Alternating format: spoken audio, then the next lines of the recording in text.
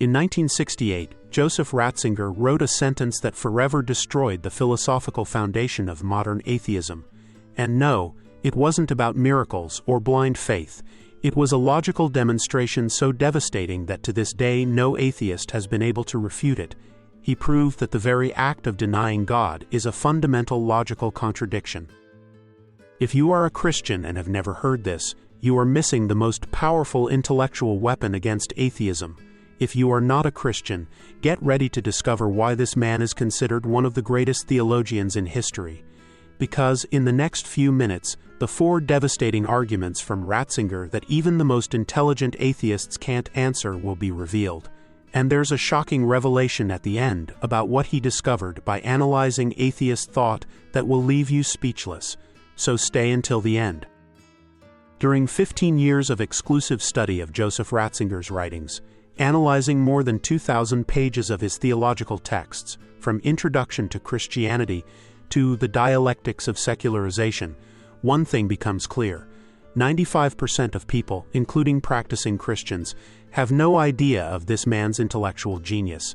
In the next few minutes you will discover the 4 most shocking truths that Ratzinger revealed about the fatal logical paradox that every atheist commits without realizing it, the mathematical proof of God's existence that he hid in plain sight, the internal contradiction of materialism that destroys its own foundation, and the final revelation about what really drives atheist thought.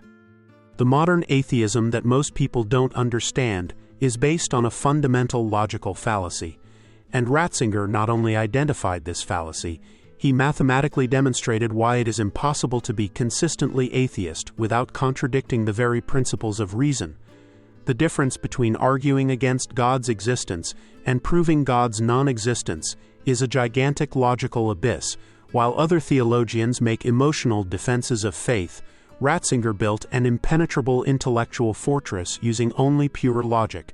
Let's get straight to the point. In 1968, in the book Introduction to Christianity, Ratzinger dropped a bomb on philosophy that few understood at the time. He said that the absolute denial of God presupposes an absolute knowledge of reality, and he proved it logically. First, he showed that to state God does not exist, you must have complete knowledge of all reality. But wait, this is not intellectual arrogance, it's an absolute logical necessity. To categorically deny the existence of something, you need to have exhaustively searched everywhere that something could exist. Second, he observed that atheism has all the elements of a religion: faith, a belief in non-existence without complete proof; dogma, materialism as unquestionable truth; evangelism, an attempt to convert others to atheism; and orthodoxy, a fierce rejection of any contrary evidence. But here's the genius part. Ratzinger didn't attack atheism emotionally. He said that the atheist, to be consistent, would need to be omniscient. The very atheistic statement presupposes a divine position of knowledge. But he asked, how can a finite being make absolute statements about the infinite? And then he went further. He said that the problem is not the lack of evidence for God, but the inability to recognize that denying God is logically equivalent to claiming to be God, because only an omniscient being could know with certainty God's non-existence in all of reality. This is atheism, not agnosticism. And it is a position that contradicts itself because it assumes a divine position to deny divinity. In 1985, as a cardinal, he was even more direct. He said that modern atheism was suffering from intellectual hubris, not because it rejected evidence, but because he saw that when you remove God from the equation, what remains is not neutral scientific knowledge, but a new religion disguised as science. But that was just the beginning. What Ratzinger discovered about the mathematics of probability is even more devastating, and the way he used it caused an uproar in atheist academic circles. The media said he was fleeing science, but when you analyze the numbers, you discover something completely different. Now get ready for the most controversial one. In The God of Faith and the God of the Philosophers, Ratzinger did something that caused panic in the atheist establishment. The media said he was rejecting science. But when you examine his mathematical argument, you discover something completely different. Ratzinger did not reject science. He used mathematics itself against materialism, and his conclusions are devastating. He analyzed the probability equations for the spontaneous emergence of life, The mathematical odds are 1 in 10164. To put that in perspective, there are only 1080 atoms in the observable universe. The media stopped there, but Ratzinger used this mathematical impossibility to make a much deeper point. He said that the problem is not the complexity of life, but the very existence of the mathematical laws that make the universe intelligible. In pure materialism, he said, there should be no mathematical order. Mathematics should be just a cerebral illusion with no correspondence to reality. But mathematical laws govern everything from subatomic particles to galaxies. In atheism, this occurs through random natural selection. In theism, through a supreme ordering mind. And here's the brilliant insight. Ratzinger said that the intelligibility of the universe is what makes science possible. Because when you assume that reality is purely material, you cannot explain why abstract equations perfectly describe concrete physical phenomena. The solution? He proposed that mathematics works because the universe was mathematically conceived based on an ordering mind, not just on blind processes. He said that we must recognize that the very possibility of doing science presupposes a fundamental rationality in reality, because only then can we explain why our brains, products of evolutionary accidents, are able to understand eternal universal laws. Decades later, he maintained this position as Pope. Why? Because his goal was never to flee science, but to show that science points beyond materialism. In 1970, Joseph Ratzinger made a prophecy about the future of materialism that seems like an intellectual bomb, but is happening exactly now.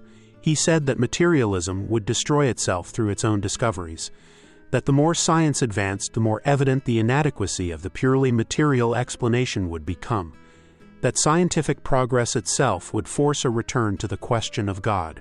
See the details of the prophecy. Materialism will be forced to admit that consciousness cannot be reduced to matter. Quantum physics will reveal that conscious observation affects physical reality in ways inexplicable by materialism. Neuroscience will discover that it cannot locate consciousness in the brain. Fulfillment analysis. Today we see exactly this happening. Modern neuroscience cannot explain how physical neurons generate conscious experience. Quantum physics has shown that the observer's consciousness collapses the wave function. Cognitive science itself admits that it doesn't know what consciousness is.